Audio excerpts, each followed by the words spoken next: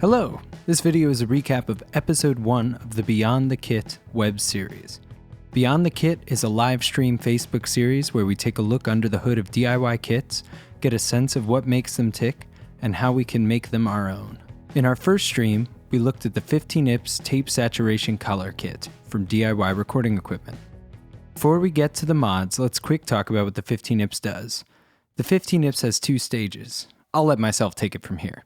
Tape Saturation Color, and the 15 IPS is essentially an active filter over here on this side, and then over here is an array of germanium diodes with 2 silicone diodes at the end for some soft exponential clipping, which ends up being more harmonic. I left out that the filter is a high-pass filter with a slight boost above the cutoff frequency, which is about 40 Hz, that cleans up the low end while adding oomph. The first mod I wanted to try was to dial in the specs of a different tape machine, so I picked a frequency response curve from this cool website that has a really big catalog of frequencies of old tape machines. I'll link to that in the description.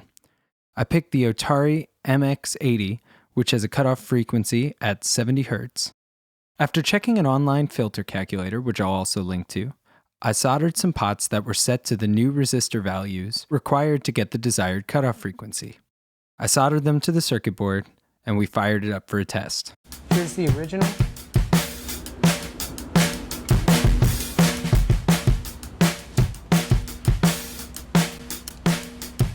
And that's the new one. Oh man. It's like way lighter. I found this to be a remarkable, even if subtle, difference. We tried it on drums and bass, and it was much less hefty. After our successful test, I started to play with the pots for a while and got distracted. Yeah. Oh my god.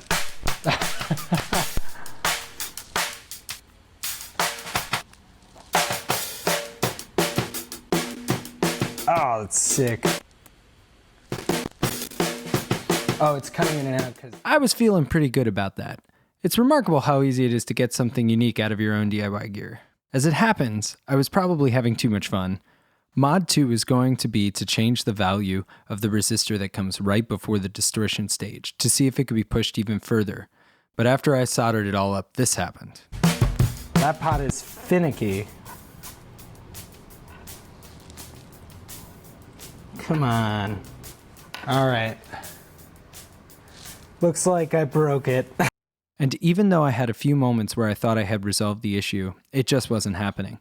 It wouldn't have taken too long to fix, but I ran out of time on the clock. And that was what happened on episode 1.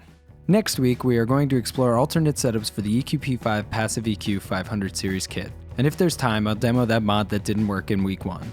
You can watch on DIY Recording Equipment's Facebook page, hang out in the chat, and we'll break some stuff. See you next time.